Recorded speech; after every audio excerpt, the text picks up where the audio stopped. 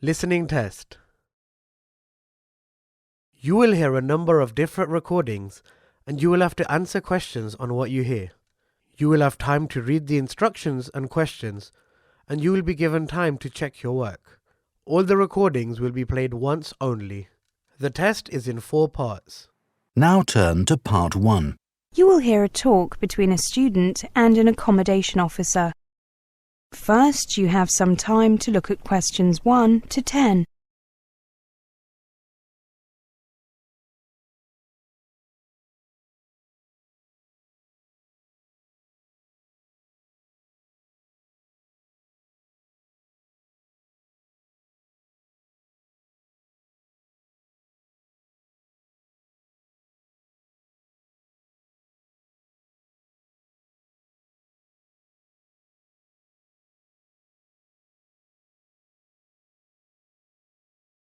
Now listen carefully and answer questions 1 to 10. Hello, how may I help you? Hello, my name is Martina Bila. I made an appointment to see you at 10 o'clock. I'm a little early. Is that okay? No problem. We're not very busy at the moment. You said on the phone that you weren't happy with your accommodation and were thinking of changing. That's right. May I ask what the problem is exactly? To be honest, there's more than one problem.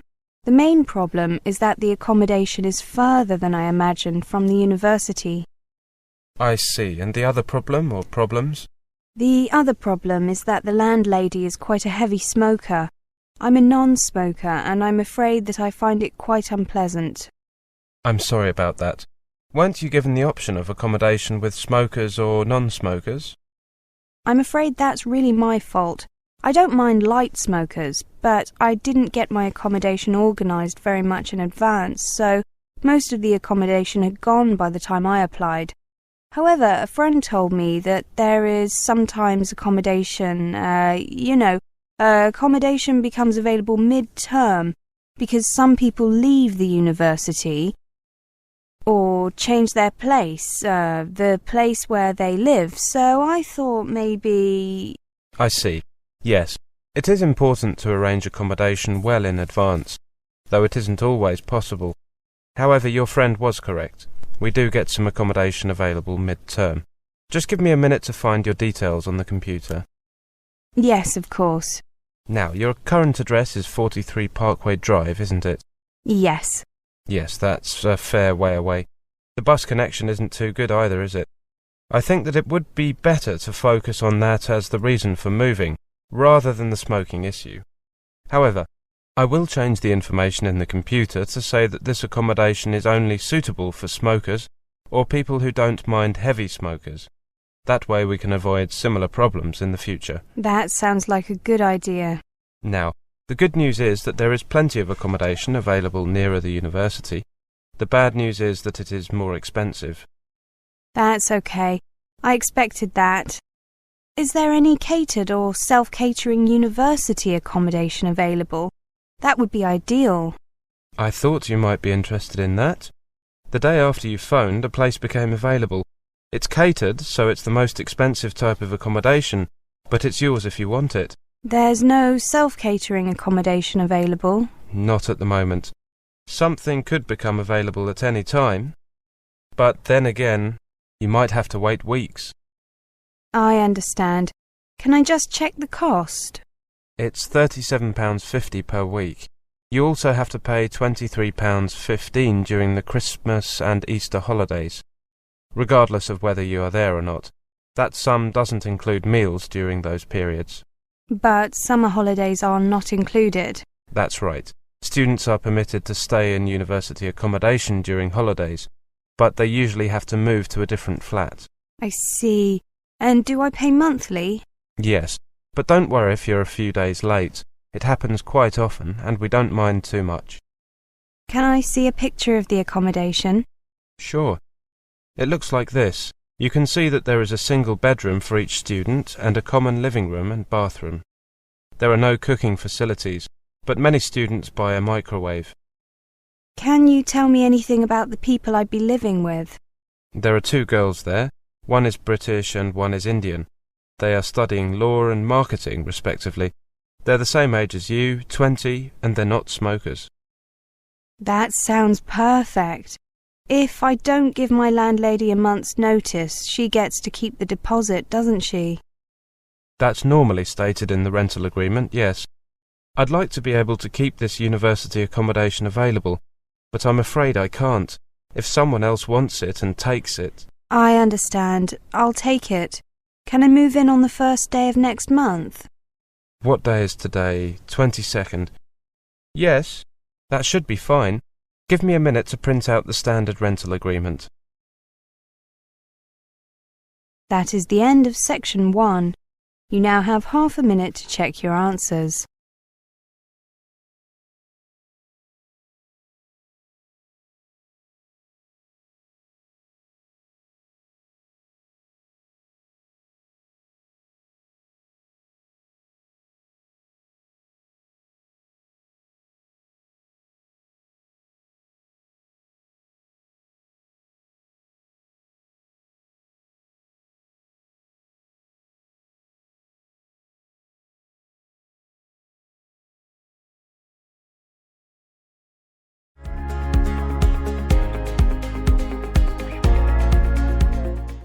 Part 2.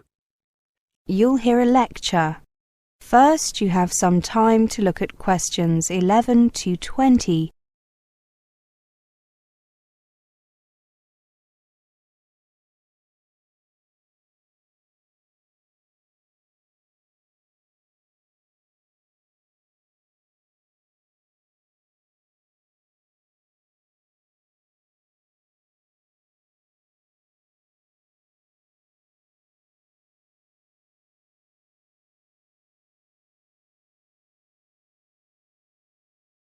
Now listen carefully and answer questions 11 to 20.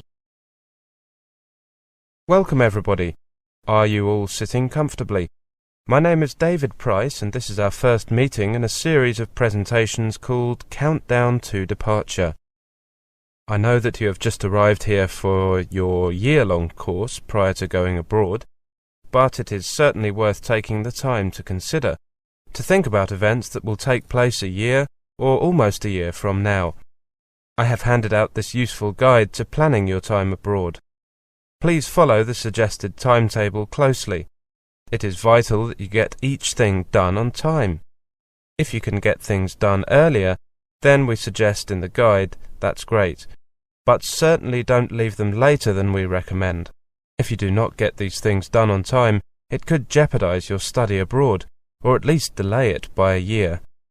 Now, we are currently 1 year from departure, so you should start applying for postgraduate programs and scholarships immediately, if you haven't already. Consult your tutors for further advice on these points. You should also calculate a rough estimate of your study and living expenses and consider how to pay for them. We'll be looking at that in more detail during the next meeting. You should start arranging accommodation abroad as soon as you have accepted a place on a course. Arranging accommodation can be a rather bureaucratic procedure and can take a while.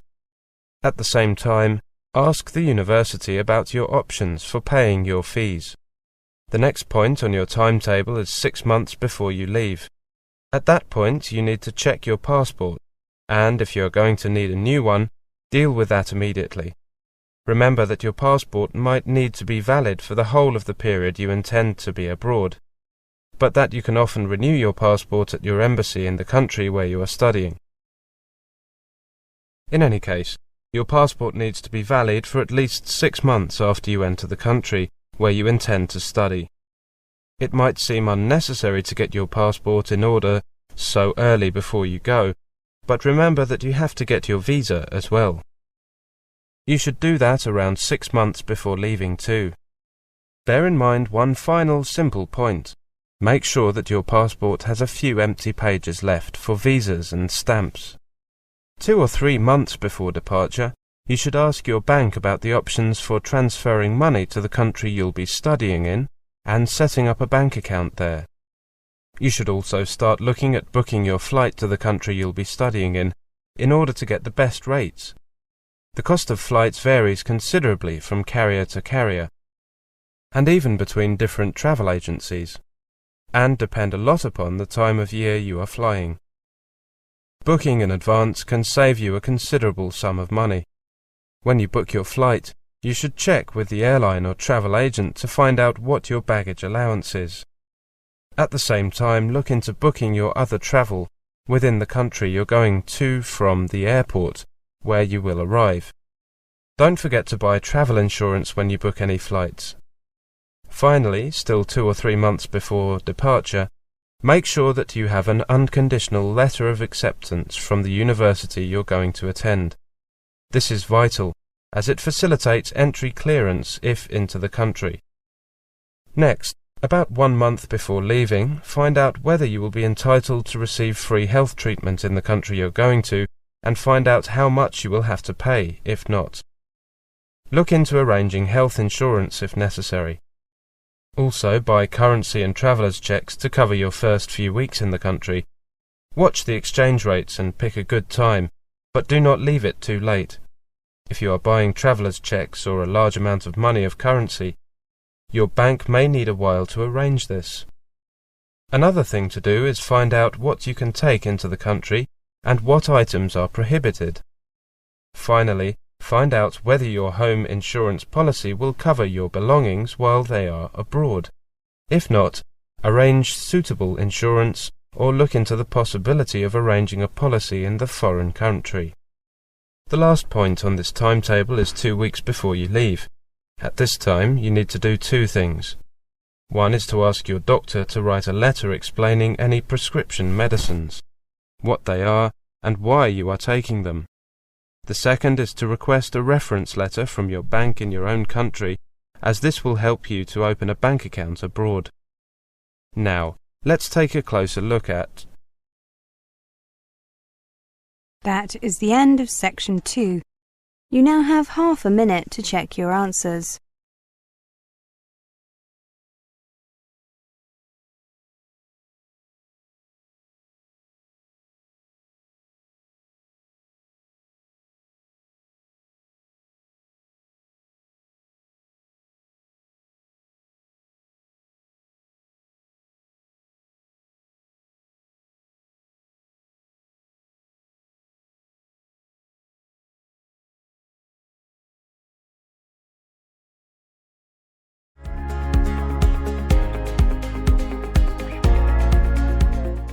Part 3. You will hear a discussion between 2 students and their tutor. First, you have some time to look at questions 21 to 25.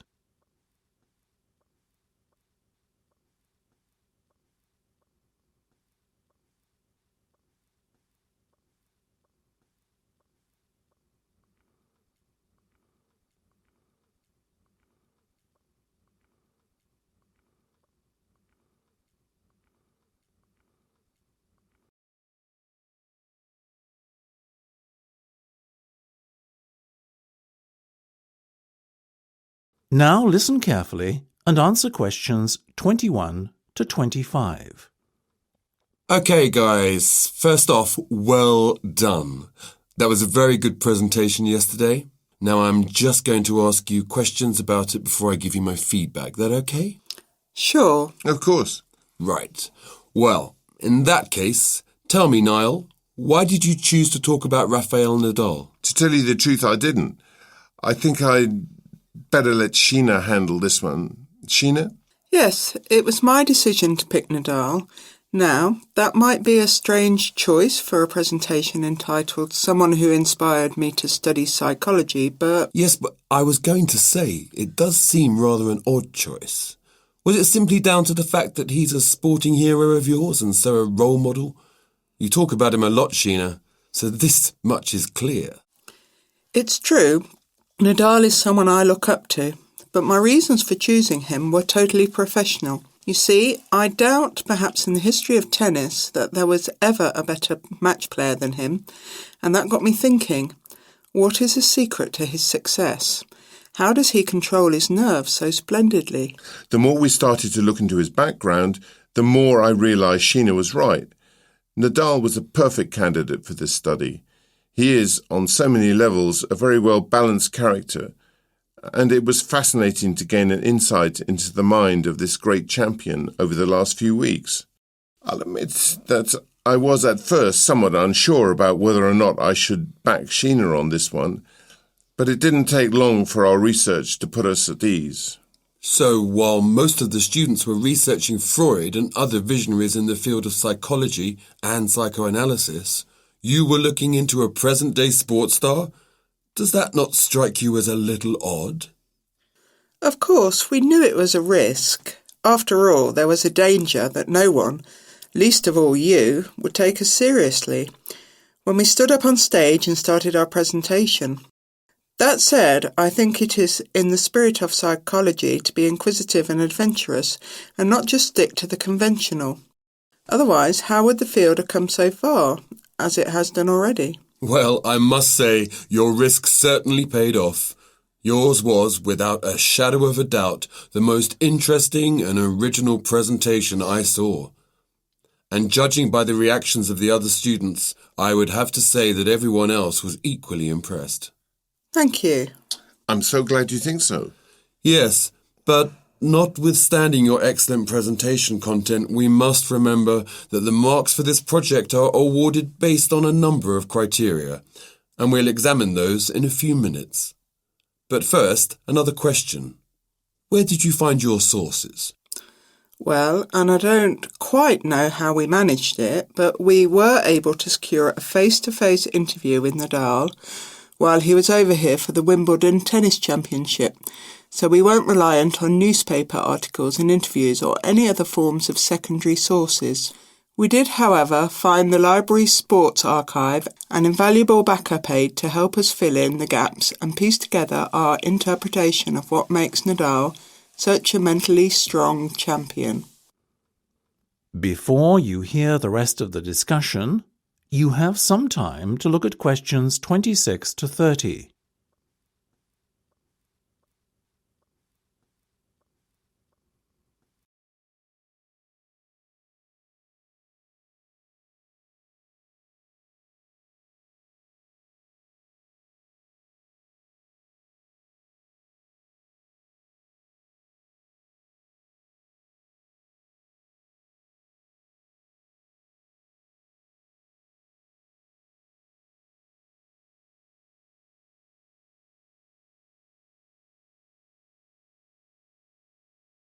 Now listen and answer questions 26 to 30. Okay, well, as I said, congratulations again for your excellent work. Now it's time for my feedback. The first area where marks were awarded is in your use of equipment. I felt that had you not been a little too reliant on the overhead projector, and had you, for example, used the interactive whiteboard and audio equipment a little more effectively, you would have received top marks in this section. As things stand, though, your use of equipment was still very satisfactory. It's just a shame as it was an opportunity missed to score full points. The next area I was asked to assess is content. As you might have guessed, I simply can't fault you on that. Highly original work, so well done. As for your timing, I felt that the two of you were a little too over-rehearsed, so the presentation felt, at times, a little robotic. That said, again, it was very satisfactory, and you would get full points for effort. Sadly, though, there is such a thing as trying too hard, and that cost you top marks here, I'm afraid. Oh, I see. Right. What was particularly impressive, though, was the thick handout you'd prepared for everyone. I took it home to read through it afterwards, and it was very well written. But not alone that, it also enhanced my experience of the presentation itself on the day, as I was able to refer to the handout for further information on what was being discussed and to answer any questions I had. Very nice. As for your level of interaction, well, you had so much that you were intent on packing into your 20-minute time slot that sadly you run out of time at the end, which left no room whatsoever for interaction and no one had the chance to ask you any questions. You've probably guessed, therefore, that you did worse than average in this department, and unfortunately, your score will have to reflect this. Oh my goodness, everything sounded so positive at the start. That is a big disappointment. We worked so hard. Now, don't be so quick to get deflated. Remember, your presentation skills only count for 15% of the project grade. Your score in this assessment, even if it were terrible, would still not be enough to prevent you from getting top marks overall. It's very hard to score well in the presentation assessment anyway, so believe me, you both did reasonably well. Thank you. I wish I felt like that. Yes, your feedback was very constructive. We're just a little disappointed with ourselves. Why? That's the end of section 3. You have half a minute to check your answers.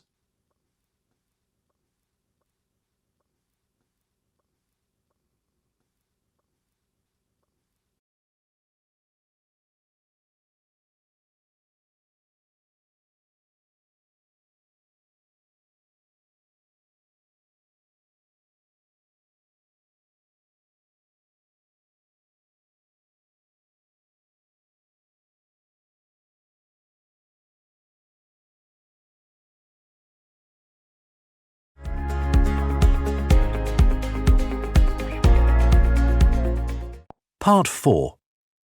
You will hear part of a talk on cat breeds. First, you have some time to look at questions 31 to 40.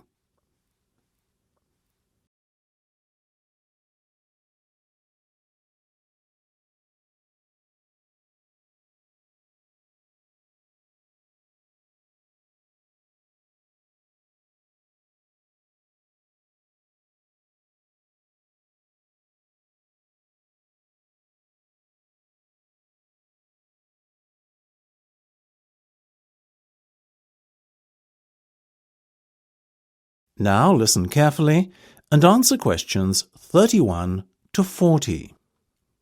Look at her, ladies and gentlemen. Isn't she beautiful? The Abyssinian is a natural breed of cat which originated in Africa, or more specifically, what is now Ethiopia. Today it is found in much of the surrounding African continent, particularly Somalia. Its head is broad and moderately wedge-shaped, and it has relatively large pointed ears, like the specimen you can see here in front of you. It is typically a reddish colour and is known for the unusual M-shaped marking, which often appears directly above the two eyes. See here. It has a medium-length coat in a sort of ticked pattern, ticked being a term to describe when the hair gets progressively darker from root to tip. There you go, little fellow, well done. Now this gentleman, he is a male, I can assure you, is the Aegean. The Aegean is of Greek origin, as you might have guessed, and is thought to have come from the Cycladic Islands. It's considered to be the only native Greek breed of cat. It is one of the newest and therefore rarest cat breeds, but relatively plentiful throughout Greece. It is much liked for its intelligence and friendliness, and because it excels in pest control. It has a semi-long-haired coat with rich tail. The coat is typically bi- or tri-coloured, with white always present, and the other colours ranging from black to red, blue, cream, etc. These colours are just as likely to present themselves as stripes. This little guy, as you can see, has beautiful reddish-blue stripes running through a pale coat. The head is medium-sized and quite round. The ears have a wide base, rounded tips, and are covered by hairs. Now the Australian. Australians are still mainly confined to distribution in their homeland. Obviously Australia, though a number of catteries in the UK have started to breed them too. Look at those expressive eyes. The cat is a fine example of the breed, medium-sized and short-haired. Notice also the large round head. This breed is much loved for its tolerance of children, and because it is very rarely inclined to scratch. Its coat is typically spotted, or, as in the case of this little fellow, classic tabby style. Last but not least, we have the bobtail, another relatively new breed, like the Aegean and Australian. The bobtail first appeared in the 1960s in the United States, the only country in which it has a significant distribution, and is most notable for its stubby, bobbed tail, which is only something like 1/3 to 1/2 the length of a normal cat's tail. It is a very sturdy breed, with rather shaggy and dense fur. Bobtails can have any colour fur, and often have the appearance of a tabby. Unlike the other breeds we have discussed, the bobtail is not natural. It is said to be a result of the crossbreeding of a domestic tabby cat and a bobcat.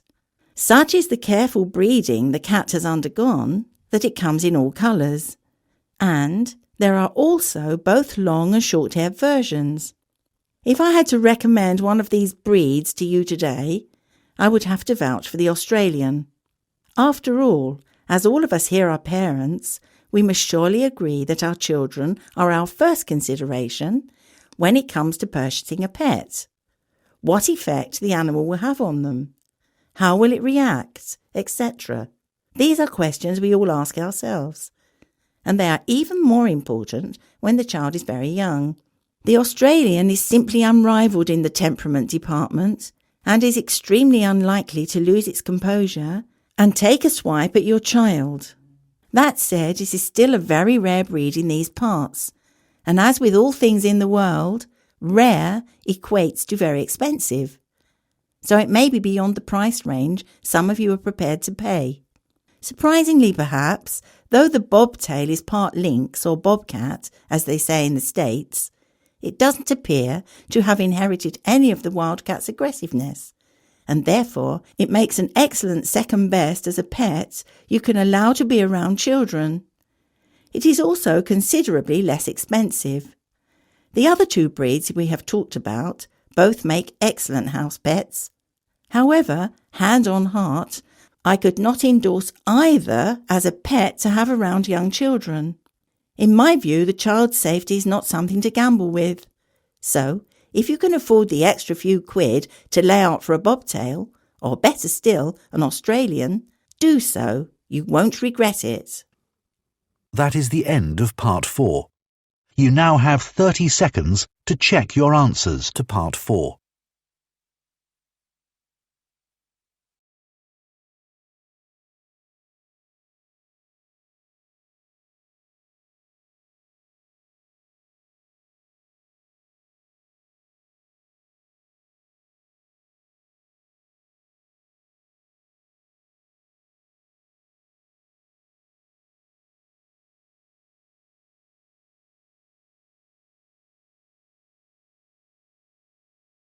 That is the end of the listening test.